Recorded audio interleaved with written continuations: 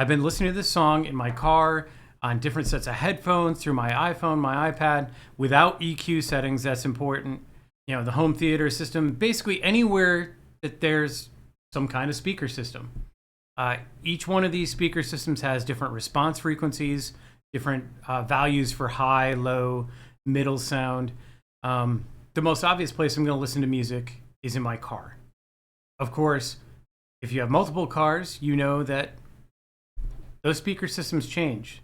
The sound within that car changes based on what kind of fabric is on the seats, what shape is the car, how much road noise can be heard from outside of the car coming in.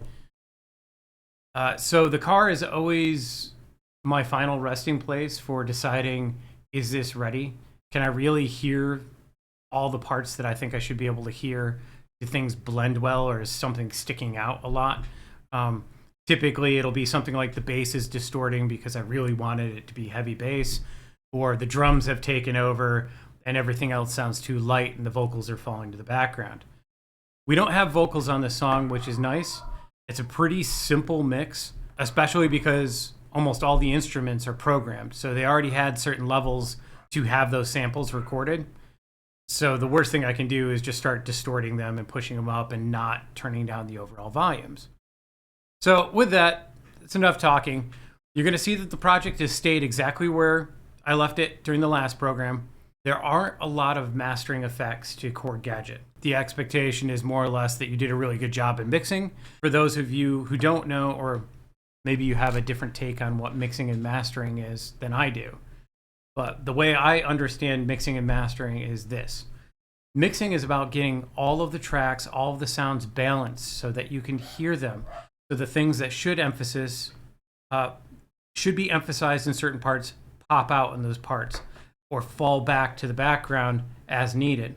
Mastering is somewhat more outdated in the sense that mastering was a bigger thing when there were records, cassettes, different types of media. Most of our media now is digital.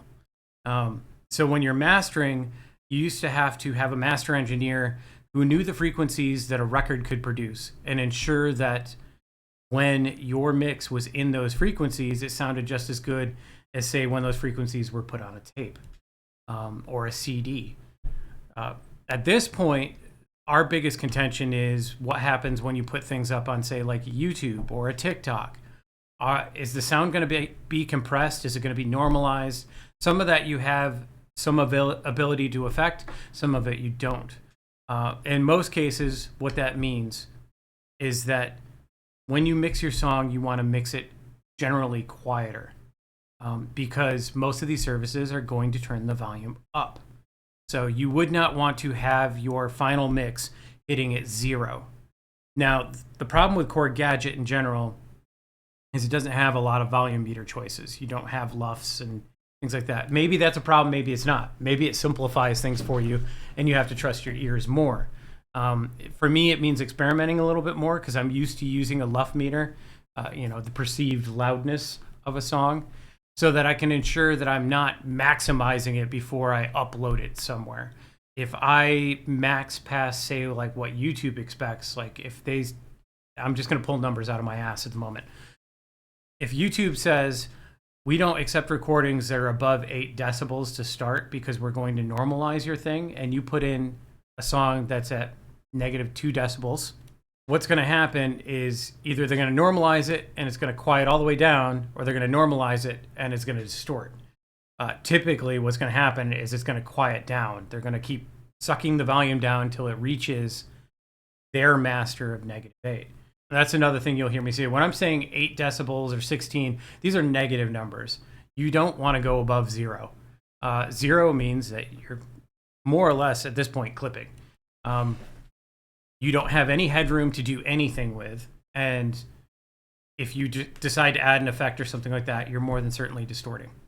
So with this horrible explanation of what mixing and mastering is and how jumbled it is in my head, let's just get into the song.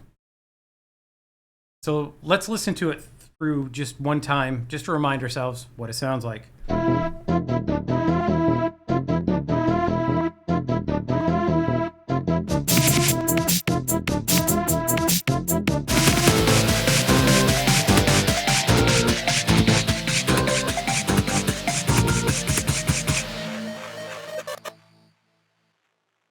All right, so I played that one through with the master reverb channel on.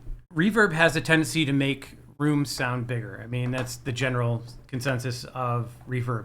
Most reverb plugins will give you the option to shape your room. How big is your room? Is it a small hall? Is it a closet? Is it a vocal chamber? You know, some of them will actually just ask you for dimension. How big do you want the room to sound? Does it have wood walls? Does it have foam walls? I'm going to play the song back without the master reverb on and see if you can hear a difference.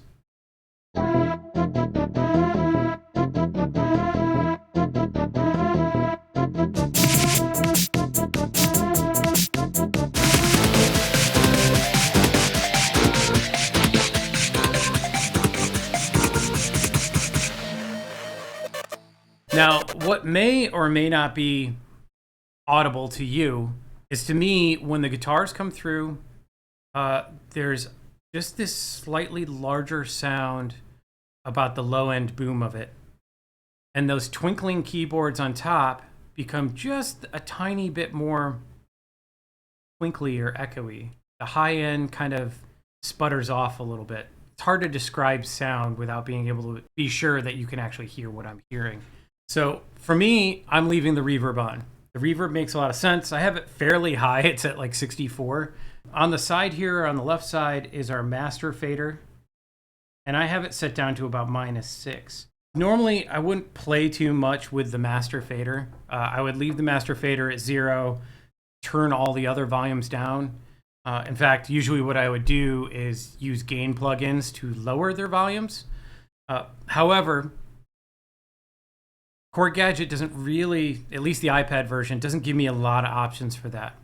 They have one plugin that handles loudness maximization overall. I'm really hesitant to use any plugin that's just we'll have this one button fix for you, because in my experience, the things that I'm doing using like non-traditional guitar sounds, those plugins usually make everything sound awful. They're great for your standard rock albums or your standard synth. And especially, I'm sure Korg expects you to be doing more synth stuff, obviously. Perhaps the smartest thing I could do is actually go through and change all the faders on each one of the instruments. Typically, you wouldn't want to use the faders to do this. You would use gain. You'd turn the channel output sound down a little bit. Or at least that's how I normally do my mixing. Like I said, there's really not a great way to do that. I could use the IFX and set a chain for each one of these. However, you'll note there really isn't a gain effect. You have a compressor that allows us to do some gain. We have a saturator that allows us to add drive or distortion. We have enhancers, which normally an enhancer would have some kind of gain component. Yep, high gain, low gain. But these aren't designed specifically just to be only affect gain. They affect frequency as well. And I don't want to mess with that. I think the overall tone sounds good. And I'm afraid if I add a compressor right now, that I'm going to start messing with the tone.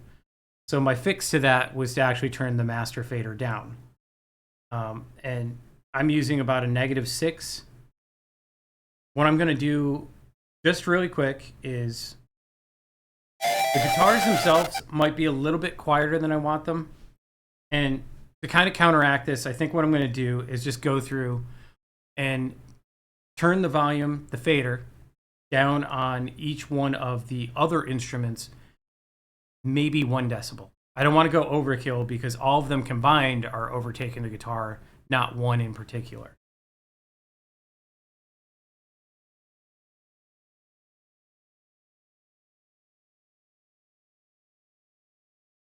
All right, so you'll notice that it's not quite exactly down 1 decibel per instrument. It ended up being more like 1.6, and that's because of the many things that I like about Korg Gadget. One of the most annoying things is I'm using an Apple Pencil or my finger to turn down a fader, and it's just not precise. It's either that or my hands are just too damn shaky. I haven't found a really good way to finite control those, which is fine. You know, I'm using this as a notebook. So let's just listen through to hear what it sounds like with that very, very shaky mix that I just did.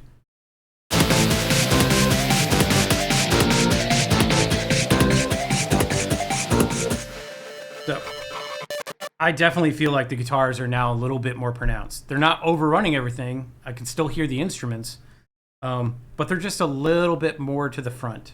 I'm going to listen to it through one more time to get a feel for the entire mix, because I was only listening to one section there.